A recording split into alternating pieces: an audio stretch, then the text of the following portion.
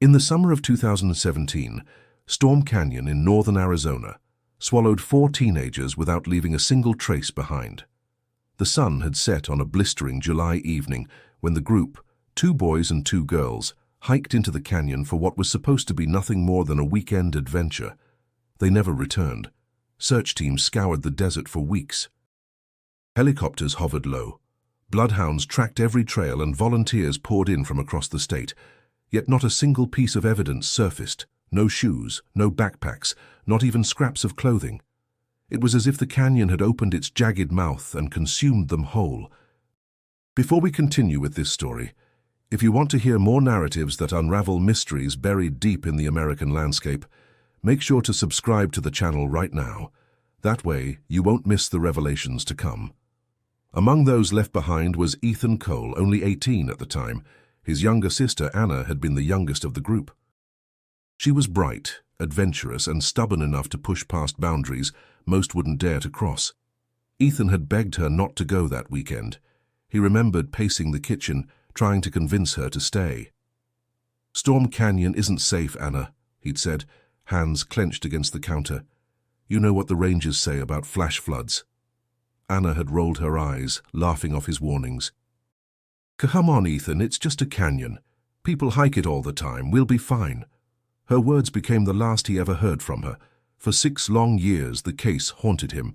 While the rest of the world moved on, Ethan carried the silence of Storm Canyon in his chest, like a weight that never loosened. Every birthday passed without her. Every Thanksgiving meal left an empty chair at the table. Their mother buried herself in church gatherings, their father in endless overtime shifts. But Ethan could never escape the memory of that final argument. He wondered again and again if he should have stopped her. If only he'd taken the car keys or told their parents, maybe she would still be alive. Storm Canyon became more than a landmark. To locals, it turned into a warning, a place spoken of in hushed tones. Old-timers swapped stories in diners about strange echoes, sudden storms, and disappearances from decades past. Rangers chalked it up to the land's dangers: loose shale, hidden ravines, and unpredictable floods. But to Ethan, the canyon was alive, taunting him with silence. He tried to leave it all behind. After high school, he moved to Phoenix, working construction jobs under the brutal desert sun, renting small apartments where the walls were bare and the nights long. He avoided conversations about family. He refused to visit his hometown. Friends eventually stopped asking about Anna. Everyone assumed the 4 were gone for good, another unsolved mystery swallowed by the American wilderness. Still, every so often, Ethan would dream of the canyon. In his sleep, he heard Anna's laugh echoing off the walls, only to fade into a storm's roar. He would wake drenched in sweat, his fists clutching the sheets. Those nights reminded him that he was still bound to the desert, no matter how far he tried to run. The unanswered questions gnawed at him more than the grief itself. What had really happened inside Storm Canyon? Did they slip into a hidden ravine? Or were they trapped by a sudden flood? Why had no trace ever been found when search teams combed every inch? And why, in the middle of an open desert, did 4 healthy teenagers vanish without leaving behind the smallest clue? For years, those questions seemed destined to remain unanswered. But as Ethan tried to bury his memories beneath layers of work and routine, fate prepared to pull him back. Because Storm Canyon, silent for 6 years, was about to speak again. 6 years after the disappearance, Storm Canyon returned to the spotlight in the most unexpected way. It wasn't the police or a professional search team that brought it back to life. It was a group of weekend hikers experimenting with a new drone. They had driven out from Flagstaff, eager to test the limits of their high-tech toy against the canyon's harsh terrain. The sun blazed overhead, painting the rocks in layers of orange and red, while dust clung to their boots. "Let's see how far this thing can go," one of them said, adjusting the controls as the drone lifted off, buzzing against the hot desert air. The canyon stretched below like a labyrinth, its shadows cutting sharp lines across the stone. As the hikers watched their screen, the drone dipped deeper, navigating ridges that no ordinary climber would risk. Minutes passed without anything unusual. Then, as the drone tilted toward a narrow passage, something flickered on the screen. A figure, small, almost indistinguishable at first, moving against the light. "Wait, did you see that?" the pilot whispered, his voice tightening. Another leaned in. "Go back." "Zoom in." The camera steadied, grainy under the distance, but unmistakable. A human form shifting between rocks where no trail existed, far beyond the reach of casual hikers. The group fell silent, the desert wind filling the space between them. For a moment, no one dared to speak until finally someone muttered, "Nobody should be down there." The footage didn't stay private for long. That night, back in Flagstaff, the hikers uploaded it to a forum dedicated to unexplained events in the Southwest. By the next morning, the clip had been reposted across multiple platforms. Comments poured in, some dismissing it as a trick of the light, others swearing it was proof that one of the missing teens had somehow survived. Ethan Cole saw the video 2 days later. He was sitting at his kitchen table in Phoenix, eating cold leftovers after a long shift. A notification pinged on his phone. It was a message from Jordan, his oldest friend. "You need to watch this. Don't freak out." Ethan clicked the link, expecting another cruel conspiracy theory. Over the years, he had endured countless rumors, sightings, supposed diaries, even hoaxes staged by thrill-seekers hungry for attention. Each one had cut deeper, reopening wounds that never healed. But as the footage loaded, something inside him shifted. The figure on the screen was blurred, barely more than an outline, yet Ethan's chest tightened as if he recognized the movement itself. The way the figure turned, pausing, almost cautious, mirrored something achingly familiar. He leaned closer, heart pounding. Jordan called before Ethan could replay it. "You saw it, right?" Jordan asked. "It's probably nothing," Ethan muttered, though his throat felt dry. "Could be a shadow or some camper who ignored the signs." "Ethan," Jordan's voice softened, "what if it's not? What if it's Anna, or one of them?" Ethan pushed back from the table, the chair legs scraping the floor. He wanted to dismiss it. He had told himself 1,000 times that hope was dangerous, that it only carved deeper scars, but the footage wouldn't leave his mind. Against all reason, he found himself replaying it over and over, searching for details. A shape of the shoulders, a hesitation in the step. Sleep eluded him that night. Each time he closed his eyes, the grainy figure returned, suspended between reality and imagination. Was it a survivor, a stranger, or just another cruel mirage offered by a canyon that had already stolen too much? By morning, Ethan realized he couldn't ignore it. Whether truth or illusion, the footage demanded an answer. And for the first time in years, he felt something stirring inside him. Not peace, not closure, but a dangerous flicker of possibility. Storm Canyon, it seemed, was calling him back. Ethan tried to bury the footage under the grind of his daily routine. He showed up at work, lifted heavy beams, and ignored the desert heat pressing against his skin. Yet every hammer strike echoed with the same thought. Someone was alive inside Storm Canyon. The idea clung to him, feeding on every moment of silence.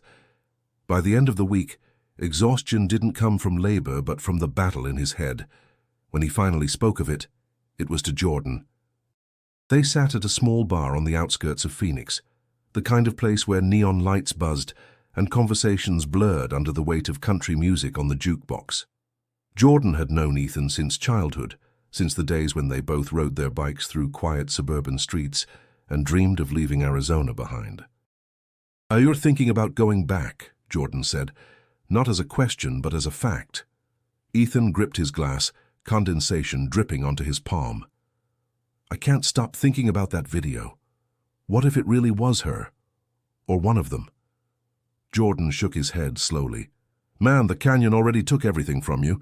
You walk back in there, you're just asking for it to finish the job." Ethan met his eyes. "And what if I don't? What if I stay here pretending that footage doesn't exist and years from now I find out it really was Anna?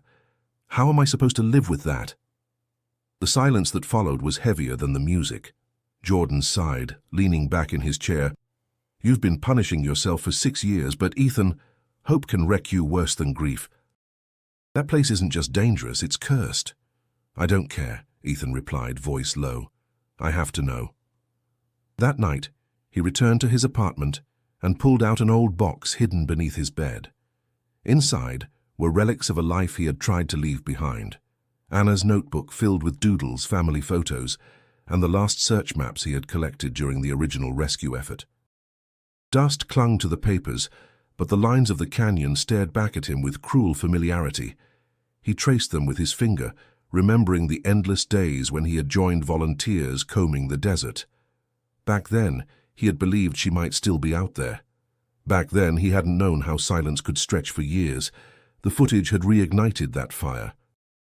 Against every warning, Ethan began to plan. He wasn't blind to the risks. Storm Canyon was notorious not only for its steep walls and hidden ravines, but for its storms. Rain could fall miles away, and within minutes a roaring flood would tear through the gullies. More than one hiker had been swept to their death by the desert's sudden fury. Ethan had read the reports, studied the warnings, and lived through the frantic days when search teams nearly lost their own lives trying to find Anna's group. Yet something inside him pushed past reason. He had ignored the canyon for 6 years, but now it demanded his return. A week after first watching the footage, Ethan stood in his small kitchen again, staring at a worn backpack he had not touched since 2017. The zipper stuck halfway, the straps frayed from past hikes. He placed it on the counter, hands trembling slightly, and whispered to himself, "I swore I'd never go back." But he knew he would. Storm Canyon had taken his sister, and for 6 years he had lived with silence. Now it offered a whisper of possibility. Whether it was truth or illusion didn't matter anymore. What mattered was that he couldn't keep running. For the first time in years, Ethan Cole prepared to face the place that had shattered his family. Ethan knew he couldn't face Storm Canyon alone. The idea of walking back into that vast wilderness without support was reckless, even suicidal. But if the figure in the drone footage was real, then the truth demanded more than courage. It demanded help from people who understood what was at stake. The first person he reached out to was Detective Sarah Monroe. She had been the lead investigator during the original search, a woman known for her persistence and sharp instincts. Now retired, she lived in Prescott, where she worked part-time at a community center. Ethan hadn't spoken to her in years, not since the day she had told his family the investigation was being scaled back. He drove up on a Saturday morning, the desert air crisp and dry, the sky cloudless. When she saw him walk in, she raised an eyebrow, as if surprised that time had passed so quickly. Her hair had gone silver, though her posture remained as upright as ever. "Ethan Cole," she said, crossing her arms. "I never thought you'd come looking for me again." "I didn't either," he admitted. "But you've seen the footage, haven't you?" Monroe studied him for a moment, then gestured toward a chair. "Sit down. Let's talk." Over coffee in the center's modest break room, Ethan laid everything out, his torment, his doubts, and the pull that kept dragging him back to the canyon. Monroe listened without interruption, her gaze steady, her fingers tapping lightly against the table. When he finished, she sighed. 6 years, Ethan. I went back over that case more times than I can count. I know every dead end, every failure, and yet—" She paused, her eyes narrowing. "That footage bothers me. It doesn't make sense." "Then come with me," Ethan said quickly. "Help me look again. If anyone knows that canyon, it's you." Monroe leaned back. "I'm not a cop anymore." "But maybe I still owe those kids something." Her words sparked the first flicker of relief in Ethan's chest, but he knew he needed more. The second call he made was to Emily Vargas, a journalist who had covered the disappearance relentlessly. She was known for chasing stories most others ignored, often stepping on the toes of local authorities. Back then, she had written articles criticizing the way the search was handled, claiming too many areas were left unexplored. Ethan met her in a crowded cafe in downtown Phoenix. Emily was younger than Monroe, but her energy carried a similar intensity. She leaned forward as soon as he mentioned Storm Canyon. "You're telling me you want to go back in there?" she asked, her dark eyes bright with curiosity. "Yes, but I can't do it alone," she smirked. "You know I never stopped following this story. Every year I check for updates, waiting for something to break. And now, this footage. Ethan, this could be the kind of discovery that forces the whole state to pay attention again." "I'm not looking for headlines," he replied firmly. I'm looking for answers. Emily nodded, her tone softening. Fair enough, but if there's something to find, I'll be there. People deserve to know what happened. With Monroe's expertise and Emily's determination, Ethan began to feel the shape of a plan forming. It wasn't solid yet, and doubts still gnawed at him, but for the first time since seeing the drone video, he wasn't facing the canyon's silence alone. Driving home that night, the desert stretched around him in endless waves of sand and stone. The headlights carved a narrow path, and for the first time in years he felt a sense of direction. The canyon was waiting, and now he had allies willing to face it with him. News of Ethan's intentions spread quickly in his hometown. Small towns in northern Arizona have long memories, and Storm Canyon had been the centerpiece of whispered conversations for decades. Whenever someone vanished, whether it was a hiker, a hunter, or a reckless tourist, the canyon's name was spoken like a curse. Now, with rumors about the drone footage, old fears returned to the surface. Ethan stopped at a gas station on the edge of town, where locals gathered for coffee in the mornings. The place smelled of motor oil and burnt toast, and the same group of men occupied the corner booth they had claimed for years. When Ethan walked in, the chatter quieted. One of the older men, wearing a faded baseball cap, gave him a long look. "Coal boy," he muttered, as though speaking to a ghost. "Heard you're thinking about heading back to that canyon." Ethan didn't deny it. "I am." The man shook his head, his voice gravelly. "Storm Canyon doesn't give back what it takes. Don't be a fool." Another man leaned forward, his coffee steaming between his hands. "My brother was a ranger here back in the 90s. Said he saw floods come out of nowhere. One second the sky's clear, the next you've got a wall of water tearing through higher than a truck. That's what kills people, not ghosts, not curses, just the land itself." Ethan listened, absorbing every word. He had grown up with these warnings, but hearing them again carried a weight he couldn't shake. The canyon wasn't just dangerous, it was unpredictable, and nature didn't care about human loss. Later that day, Ethan met with a ranger named Mark Alvarez, who had worked the area for over 20 years. Alvarez's uniform was sun-faded, his skin weathered from years of exposure to the desert. They sat on a bench near the ranger station as the late afternoon sun turned the horizon gold. "You know what you're walking into?" Alvarez asked bluntly. "I know it's dangerous," Ethan replied. Alvarez let out a dry laugh. "Dangerous is putting it lightly. People think the desert's empty, but it's alive in ways most don't understand. Loose rocks can give way without warning. Snakes, scorpions, you name it. And the weather? It doesn't care if you're prepared. One bad storm and you won't even have time to run." Ethan stayed silent, but his jaw tightened. Alvarez noticed. "Look, son," the ranger continued, his tone softening. "I know why you're doing this. I was there during the searches. I remember your sister.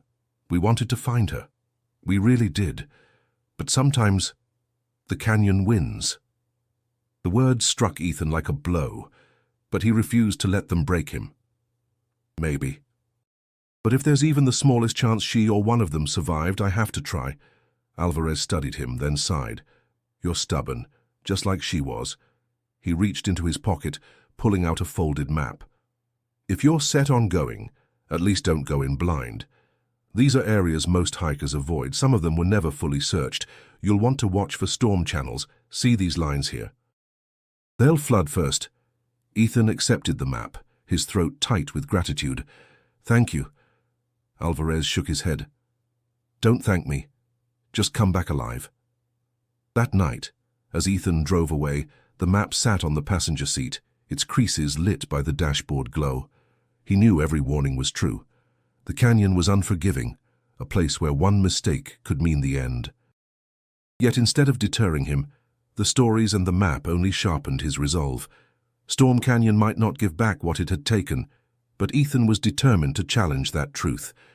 Once Ethan had allies and warnings echoing in his ears, the next step became unavoidable: preparation. Storm Canyon wasn't the kind of place anyone could walk into with a bottle of water and a flashlight. If they were going to stand a chance, they needed gear, strategy, and discipline. He met Monroe and Emily in a rented storage unit on the outskirts of town, where they began piling supplies on a folding table. Monroe arrived first, her movements precise, almost military. She set down a heavy duffel bag filled with climbing ropes, carabiners, and a first aid kit.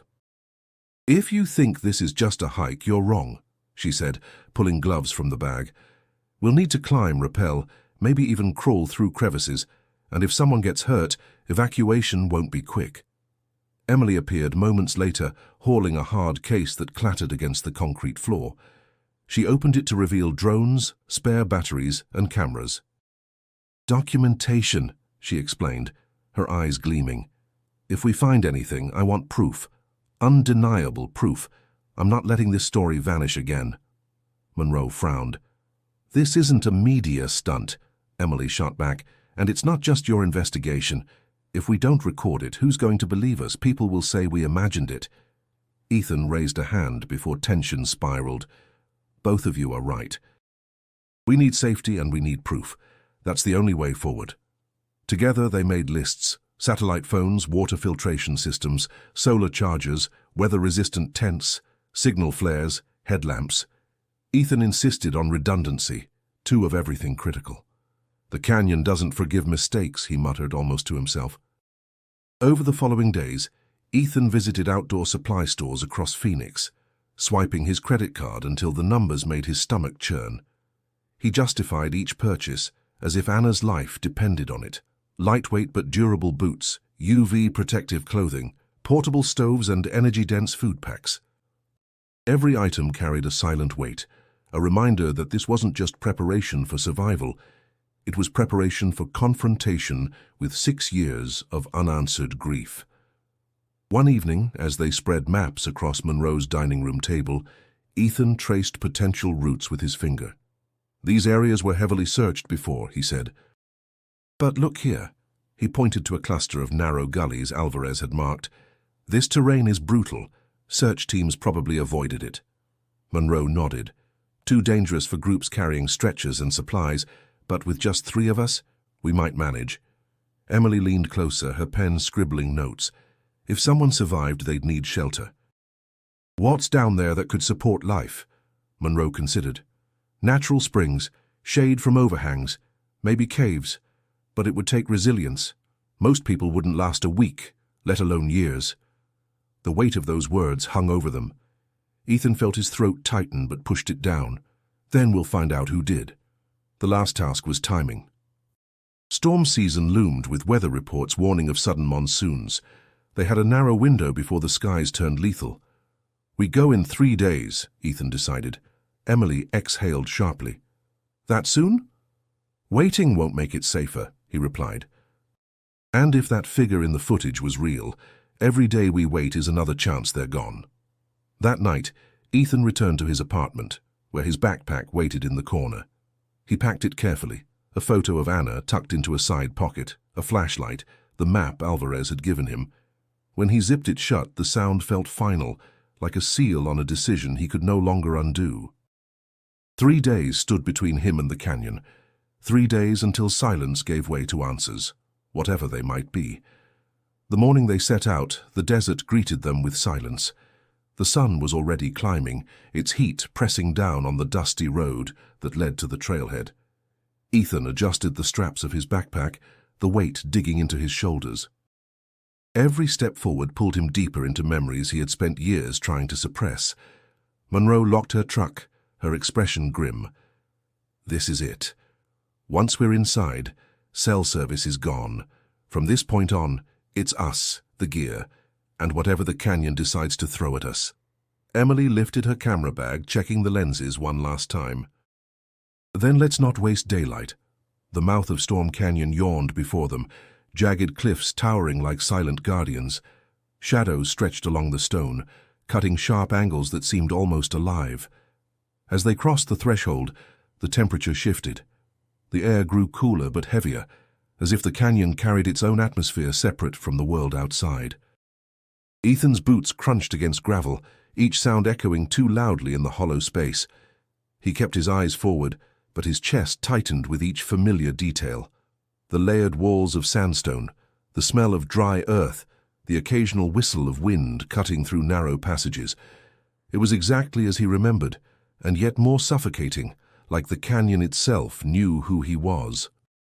Hours passed as they descended deeper. Monroe led with steady steps, reading the terrain like a second language. "Watch your footing here," she warned, pointing to loose rocks that shifted under weight. Emily followed close behind, pausing occasionally to record the path with her drone. At midday, they stopped to rest beneath an overhang. Emily wiped sweat from her forehead. "It feels empty, like no one set foot here in years." Ethan glanced around, the silence pressing against his ears. "That's the thing about this place. It doesn't need people. It just waits." Monroe studied him, her voice softer. "You all right?" He forced a nod. "Yeah, just remembering."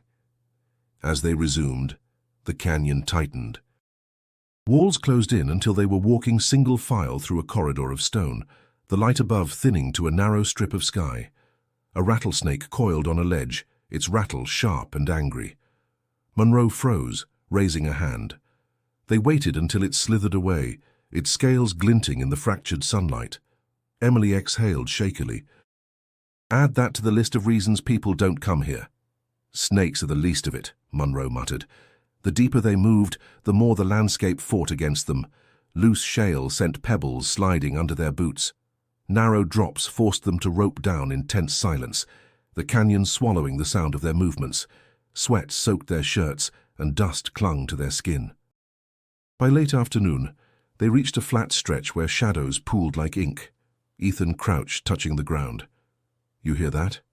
They all paused. A faint sound carried through the canyon, a low whistle, rising and falling like a breath of wind. But it wasn't steady. It had rhythm, almost like something moving far away.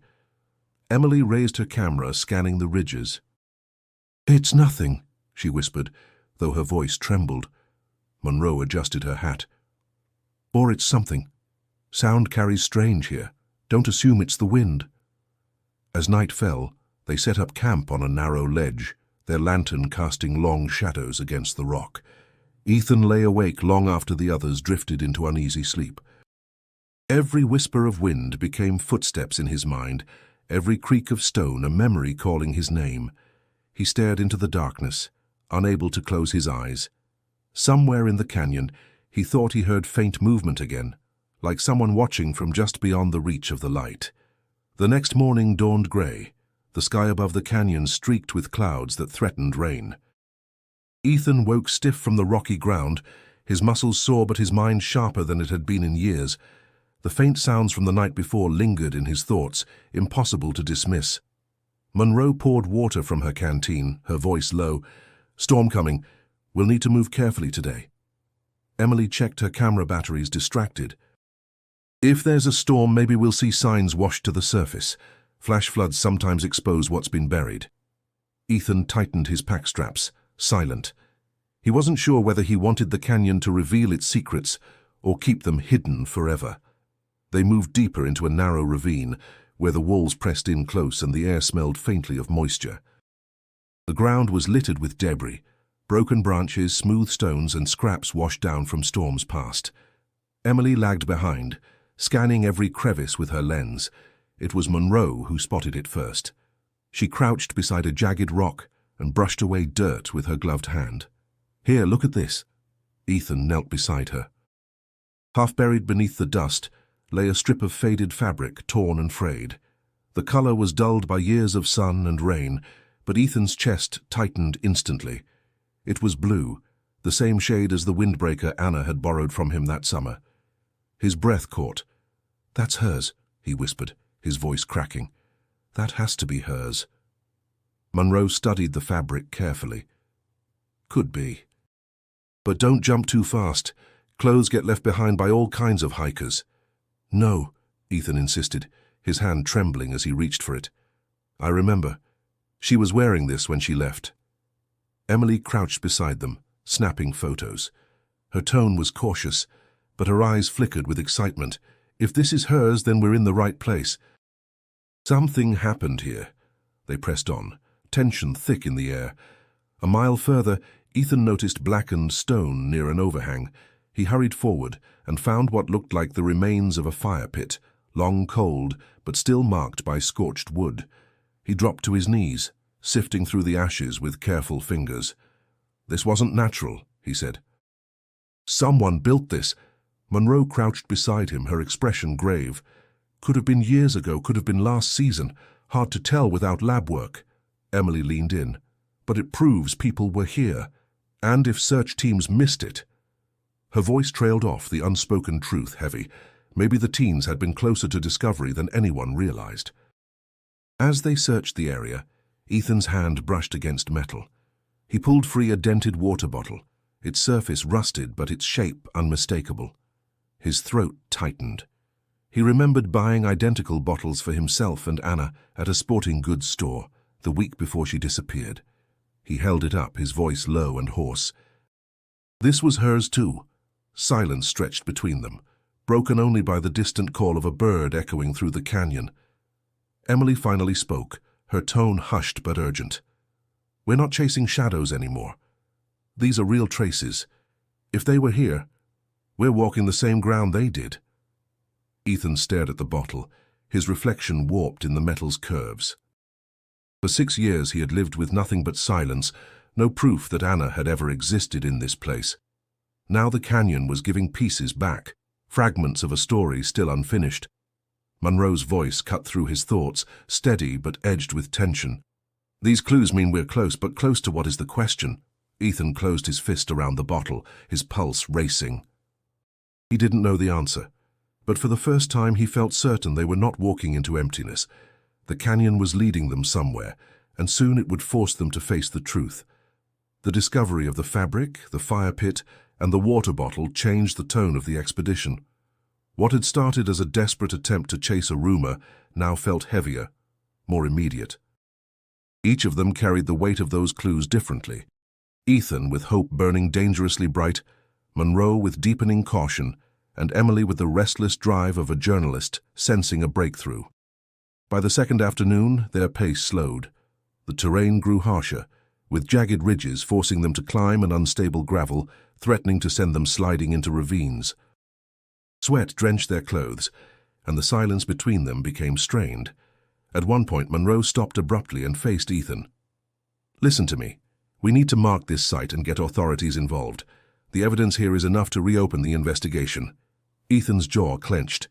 "We're not stopping now. We're finally getting close." Monroe's voice hardened. "Close to what?" "You think your sister's just waiting around a corner after 6 years. These are artifacts, Ethan, not proof of survival." Emily stepped in quickly, sensing the clash. She's not wrong about the evidence, but Ethan's right too. If we stop now, we might never find out what's deeper in. Authorities could take months to act if they even bother. Monroe shook her head. "You don't understand how dangerous this is. Storm Canyon doesn't wait for bureaucracy. One storm and everything we've found could be gone, or worse, we could be gone." Ethan took a step forward, his voice low but steady. "I've lived with silence for 6 years. If there's even a chance that Anna's story didn't end here, I won't turn back." "Not now." The tension hung sharp in the canyon air, pressing harder than the heat itself. Emily finally broke it with a sigh. "Then we push on, but carefully. One mistake, and this place will swallow us too." As if to punctuate her words, the canyon reminded them of its power. The sky, which had been clear moments earlier, darkened with alarming speed. Clouds rolled in from the horizon, thick and heavy, and the air shifted to a sticky stillness. Monroe's head snapped upward. "Flash flood weather," she muttered. "Move!" They scrambled to higher ground as the first distant rumble of thunder echoed. The wind picked up, carrying with it the metallic scent of rain. Within minutes, fat drops began to fall, darkening the stone around them. The storm struck hard and fast. Water poured into the gullies, rushing past with a roar that drowned their voices. Ethan grabbed Emily's arm as her foot slipped near the edge of a slick rock. Monroe barked orders over the noise, guiding them toward a ledge above the torrent. For several long minutes, survival was the only focus. Their gear weighed heavy. Their hands burned from gripping rock and their lungs ached from the scramble. By the time they pulled themselves onto a narrow plateau, their bodies shook with exhaustion. Below them, A river of mud and debris tore through the canyon floor. Emily collapsed onto the ground, gasping. That was too close. Monroe pressed her hands to her knees, breath steadying. This is exactly why I said we should have stopped. Ethan stared at the raging water below, his chest heaving. If they were trapped here during a storm like this... His voice broke off, the thought too painful to finish. The three of them sat in silence, rain soaking their clothes, thunder still rumbling in the distance. The canyon had nearly taken them, reminding them that every step forward came at a cost. But even as fear pressed in, Ethan felt a stubborn certainty harden inside him. If the canyon wanted to scare them away, it would have to do more than that. The storm raged for hours, its fury relentless, but when the clouds finally began to break apart, a sense of uneasy calm settled over the canyon. The floodwaters receded, leaving behind a damp, sticky air and a landscape that had been irrevocably altered.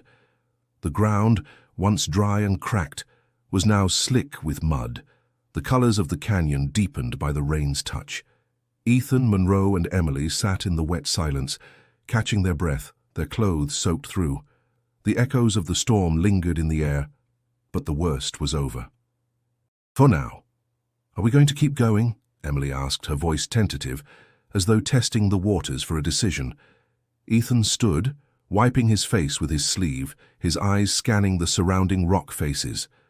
The path they had been following was now barely recognizable, the markers of the previous day washed away. But there was something in the distance that caught his attention, an opening partially hidden between two massive boulders. Monroe stood up with him, squinting into the distance. What is that? Ethan nodded toward the gap. I don't know, but we should check it out. As they approached the narrow passage, the air around them seemed to grow colder. The gap between the rocks was tight, barely wide enough for one person to slip through at a time. Monroe hesitated, but then pushed forward, her hands brushing the wet stone as she edged between the boulders. I don't like this, Emily muttered, looking down at the darkness beyond. It doesn't feel right. Ethan, undeterred by the growing tension in the air, followed Monroe. The narrow passage was like a breath held for too long, the walls pressing in on them from all sides. But the farther they went, the more the canyon seemed to open up.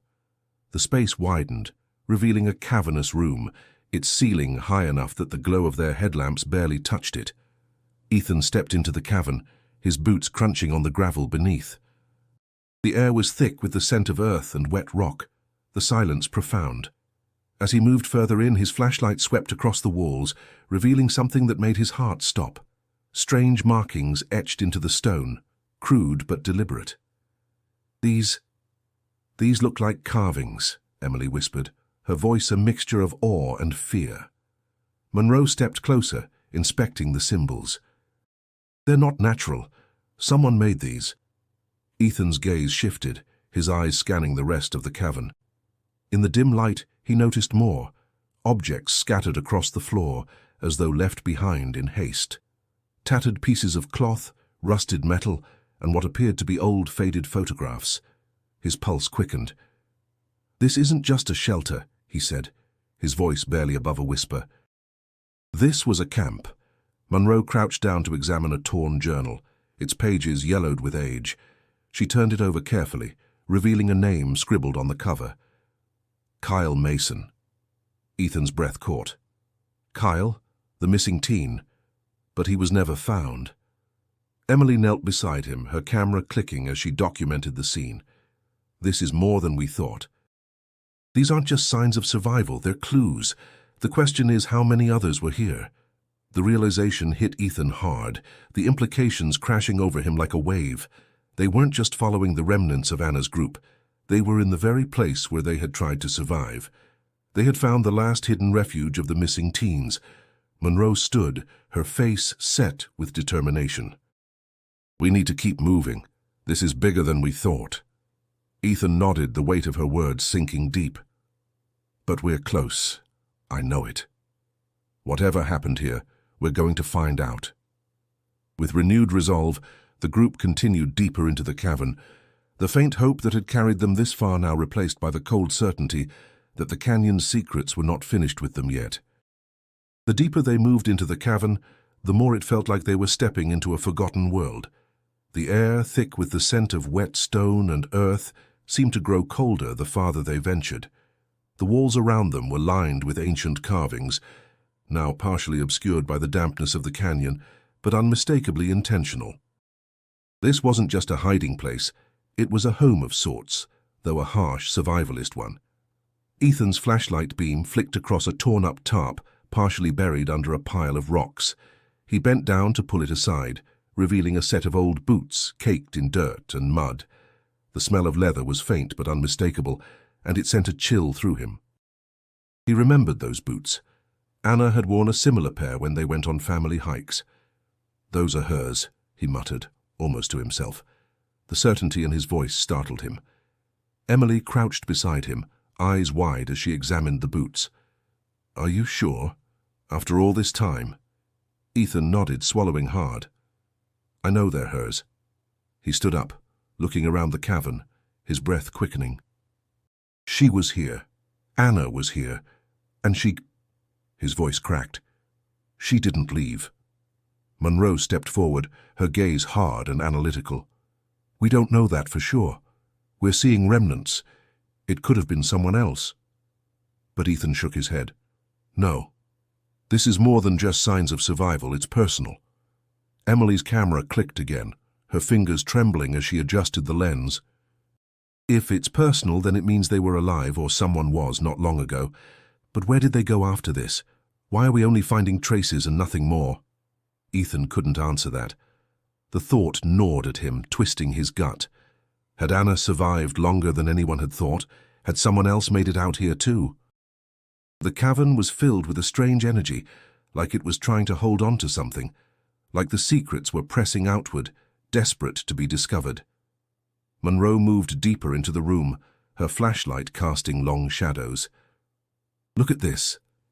She pointed to a pile of rocks in the far corner. Beneath the rubble there was a faint indentation, clearer than the usual natural erosion. Ethan approached, heart pounding as he kneeled to investigate. Carefully he brushed away the stones, revealing a small, shallow pit. At first it seemed empty, but then his light caught something metallic, glinting in the dim glow. His pulse quickened. He reached down and pulled it out, an old rusted pocket knife, the handle worn smooth from years of use. This is hers," he said softly, barely believing his own words. He could recall Anna showing it to him before the trip, a gift from their grandfather. She had insisted it would come in handy. Monroe crouched beside him. "You're sure?" Ethan held the knife in his hand, turning it over, the weight of it almost too heavy to bear. "I'm sure." The discovery felt like a silent confirmation of something he had feared for so long. Anna and the others had survived for longer than anyone knew, and they hadn't just vanished. They had lived, fought to stay alive in this desolate place. And perhaps, just perhaps, they hadn't been alone. Emily stepped back, her camera clicking wildly now, capturing everything. "We're not just looking at clues of survival, we're looking at signs of life. Someone was here and they were here recently." Ethan's stomach twisted as he stood up, his mind racing with possibilities. They didn't just vanish. They couldn't have. Monroe stood with them, her gaze scanning the room. "We need to keep going. This is the closest we've been. There's more here.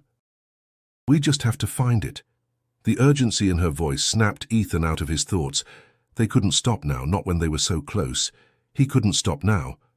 But a part of him, a small, buried part, couldn't help but ask, if Anna and the others had survived, then where were they now? The question clung to him as they continued to search the cavern, moving deeper into the shadows. The walls seemed to close in on them, and the more they uncovered, the more they realized. The canyon was hiding something more than just memories. It was hiding the last piece of the puzzle, a truth that was still out of reach. The light from their headlamps flickered slightly, casting fleeting shadows across the walls, but Ethan's determination burned brighter. They were close, and this time there would be no turning back. The deeper they ventured, the heavier the air became. Each step seemed to echo, the silence surrounding them now pressing in with more weight than before. Ethan's flashlight flickered, casting long shadows that seemed to stretch and move as if alive. The cavern, which had once seemed vast and inviting, now felt claustrophobic, almost oppressive. The walls narrowed again, and every turn seemed to lead them further into the belly of the canyon, where the light of day no longer reached. Ethan, Monroe, and Emily moved carefully, the air growing colder as they proceeded. It was strange. This place, though empty, didn't feel abandoned. It felt watched. Ethan's senses were on high alert. The sounds of water trickling somewhere in the distance, the scraping of their boots against the rough stone, all seemed amplified in the silence between them. Every gust of wind felt like a whisper. Every rustle of their packs seemed to reverberate louder than it should. At the edge of the cavern, just as the floor seemed to drop away into a steep incline, Ethan stopped. A movement caught his eye, faint but undeniable. Something shifted in the shadows, just out of sight. "Did you see that?" Emily's voice broke through the stillness, tight with tension. Monroe stepped forward, her expression unreadable. Could be an animal, or the wind playing tricks on us. Ethan's heart raced as he strained his eyes, searching the shadows. There at the edge of the light, something moved again. It wasn't a shadow. It was a person. "Wait," Ethan said, his voice low. "I saw something. Over there." Emily grabbed his arm. "Are you sure?"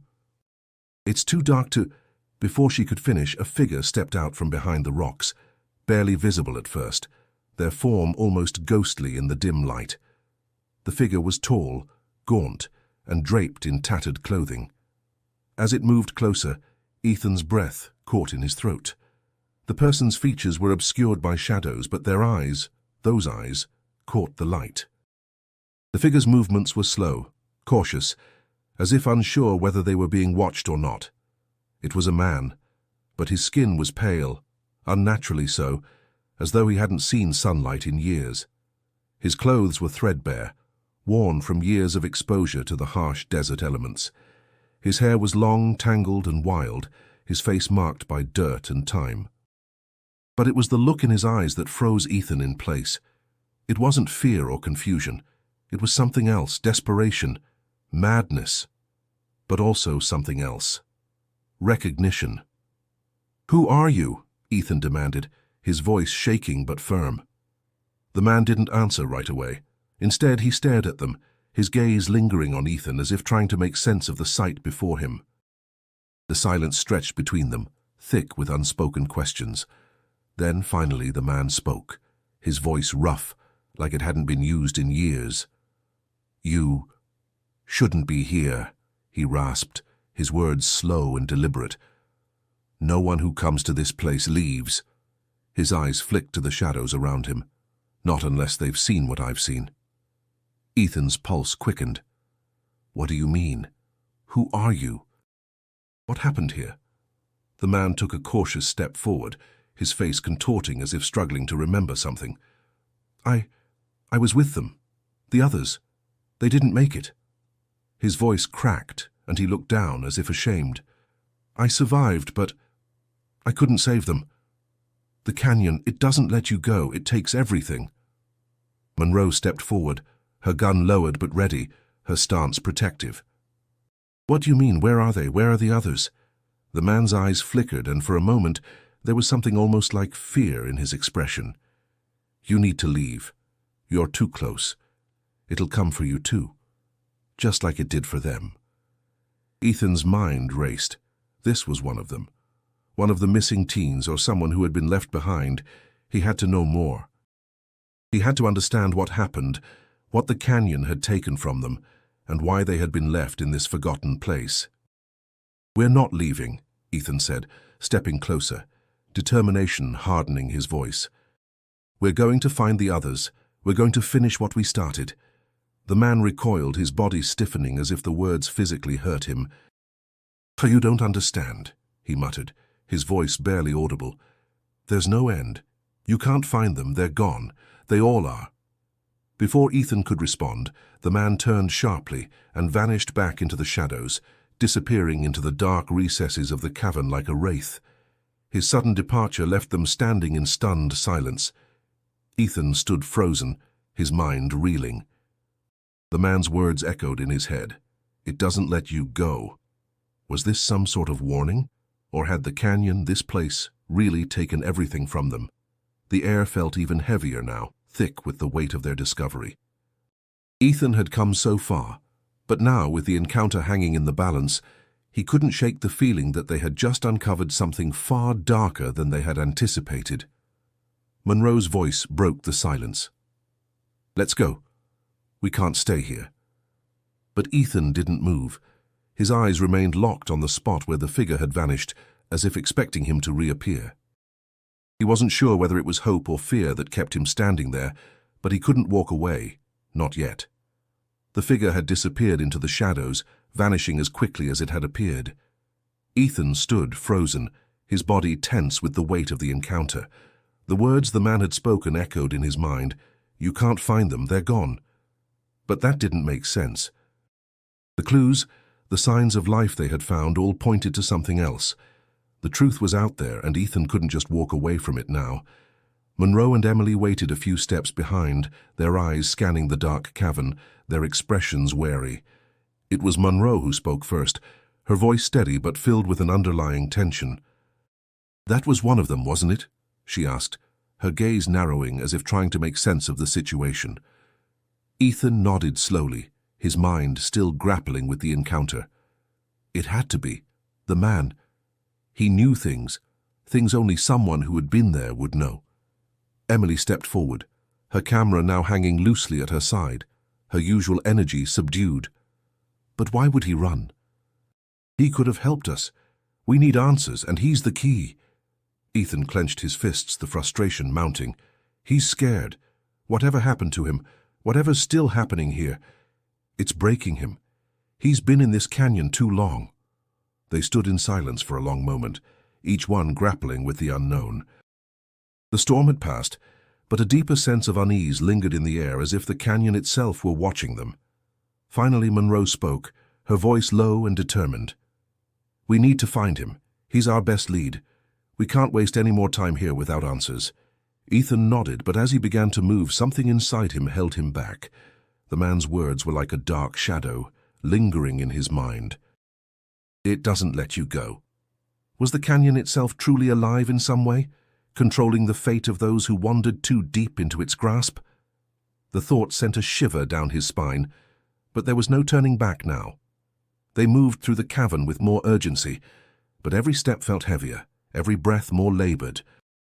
The walls seemed to close in around them, pressing against their chests as if the canyon were alive, sensing their presence. The deeper they went, the less light there was, until they were forced to rely on their headlamps alone. Ethan's heart raced as they turned a corner, their path narrowing even further. The sound of their footsteps echoed in the stillness, but it was a different kind of silence now, a silence that weighed on them, filled with the unseen things hiding just beyond their reach. And then, just as they were about to round another bend, they found him. Kyle. He was crouched low against the wall, his eyes wide with fear, his face gaunt and hollow, as though he had aged years in just a few days.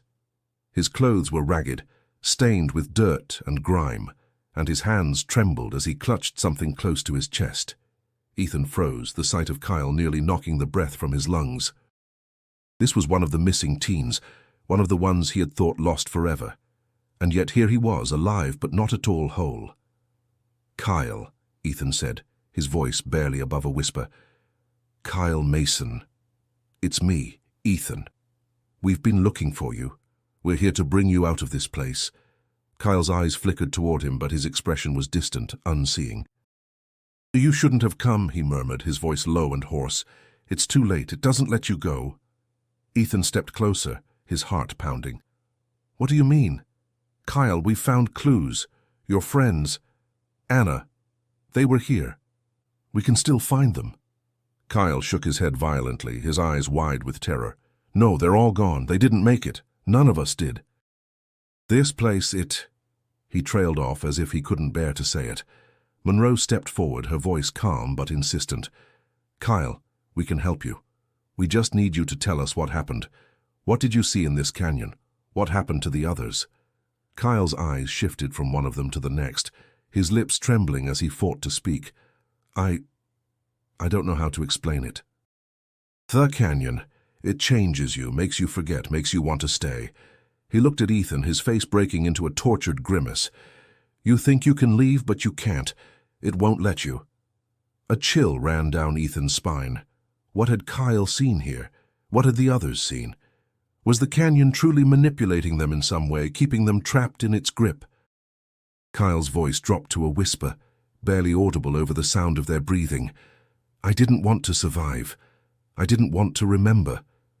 But you're too close now. It will come for you, too. Ethan stepped forward, his resolve hardening. We're not leaving. Not until we have answers. We'll find the others, Kyle. We'll find Anna. Kyle's face contorted in a mixture of horror and desperation. Don't. You don't understand. It's already too late. They're not coming back. Ethan swallowed hard. There was no turning back now. The truth was out there, buried in the dark heart of Storm Canyon, and he would find it, even if it meant facing the terror Kyle was warning them about. The canyon wouldn't let them go, but Ethan wasn't ready to give up. Not yet. The air felt heavier now, almost suffocating, as if the canyon itself were closing in on them.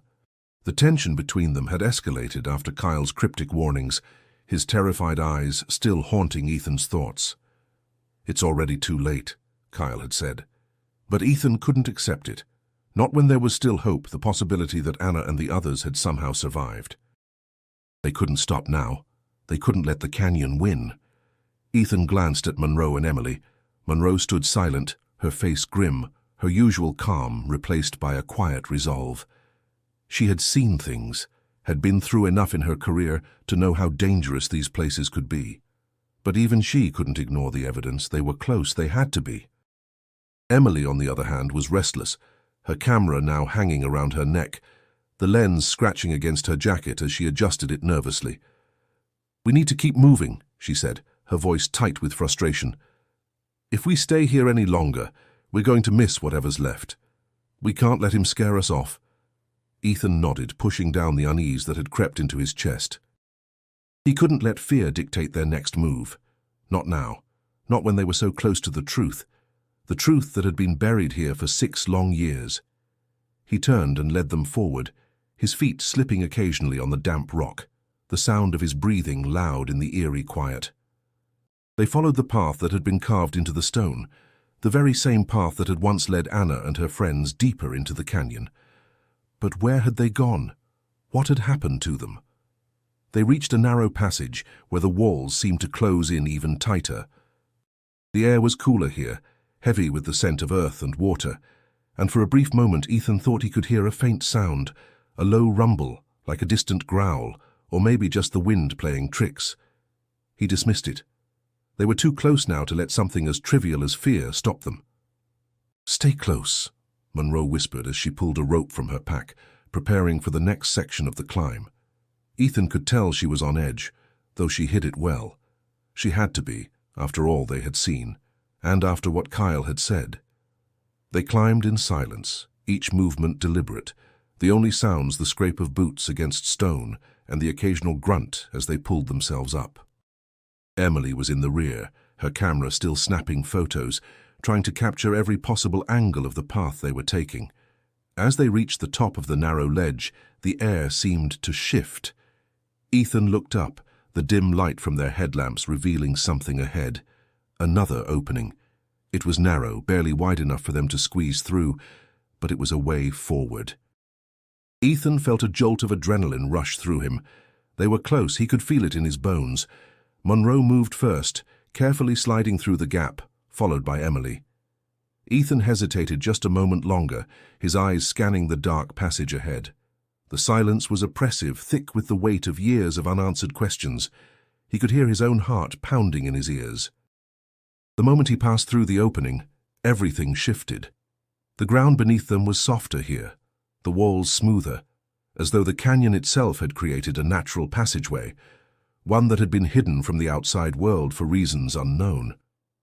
Ethan felt a strange unease coil in his stomach, a sensation of being watched, but he ignored it. He had to. They moved forward cautiously, their lights revealing more strange symbols on the walls, symbols that seemed to be drawn hastily, almost frantically. It wasn't the crude work they had seen before. These were different, more deliberate, more urgent. They seemed to tell a story that made Ethan's heart race. Ethan stopped in his tracks as he noticed something on the floor. A small bundle of items carefully placed together, water bottles, a half-burned candle, and an old ragged piece of fabric. It looked almost like a camp had been set up here, but it was more than that. The way the items were arranged suggested something far more desperate. "Over here," Ethan called, his voice hoarse. Monroe and Emily quickly joined him, their faces drawn with exhaustion but filled with the same determination. "This is it," Monroe said softly, kneeling down beside the items. "This is where they were. Anna and the others. They were here. They left this behind."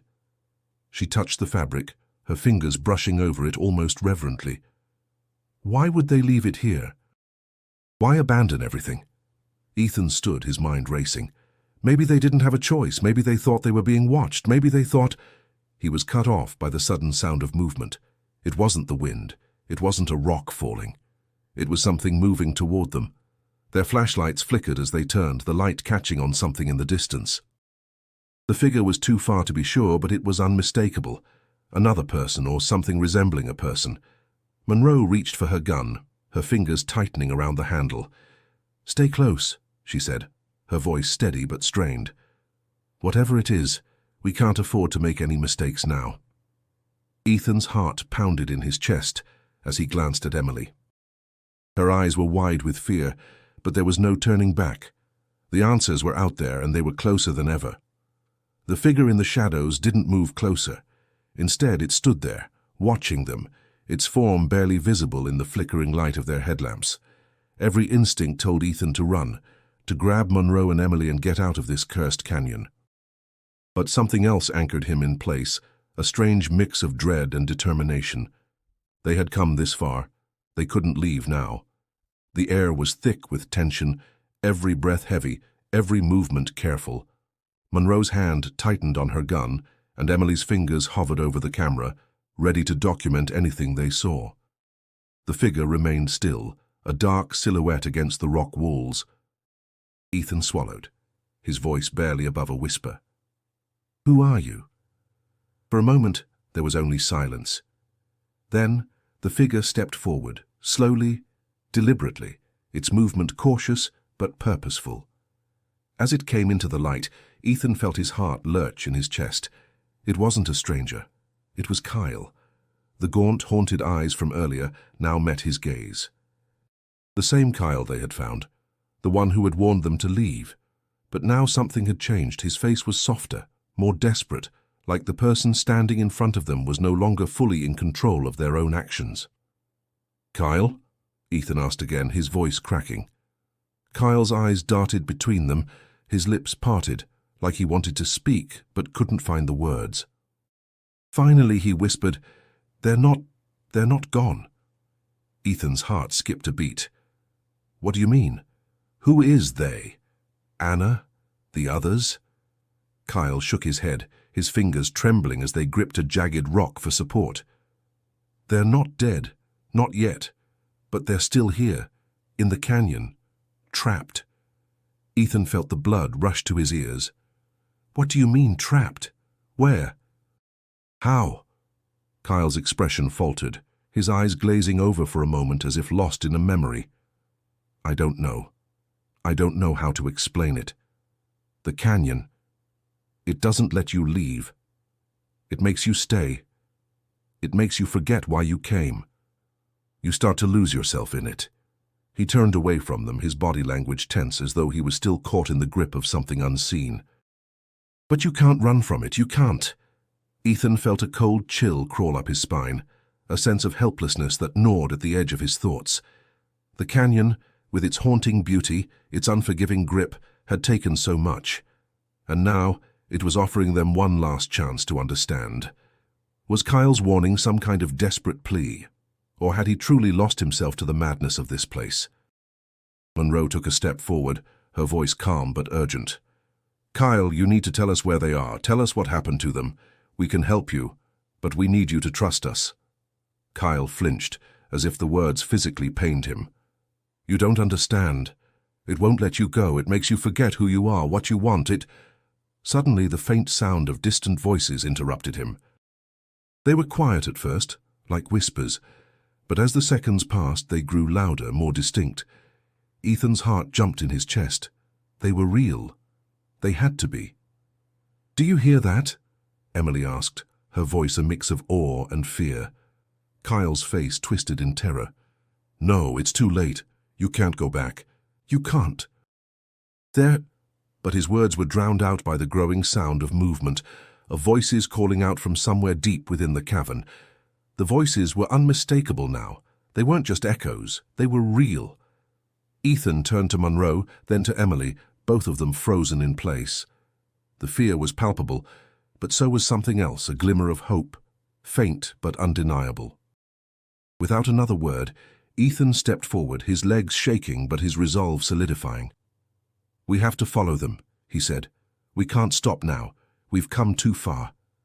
Anna, she's out there. Monroe nodded, her face determined. Let's go. The three of them moved quickly, following the sound of the voices, their footsteps steady but filled with anticipation. Each step forward felt like they were moving deeper into the unknown, but they couldn't stop, not when the answers were so close. As they rounded a corner in the cavern, the voices grew louder, more distinct, and then they saw them. Anna and the others, the survivors, huddled together, their faces gaunt and tired but alive. They were standing in the shadows, as though waiting for something. Or someone. As the light from their headlamps fell on them, the silence was broken by a single familiar voice. Ethan. Anna's voice, clear and full of life. Ethan's heart surged with emotion as he rushed forward, tears blurring his vision. Anna! She looked at him, her eyes filled with confusion, exhaustion, but also recognition. Ethan, how did you find me? I never gave up, he said, his voice thick with emotion. I never gave up on you. The canyon had given them one last, impossible chance, one last gift of closure. The long, painful search was over, but the canyon still held its secrets, and though they had found the survivors, they would never forget the price they had paid to uncover the truth. The canyon had taken everything from them, but in the end it had given them back what they had lost,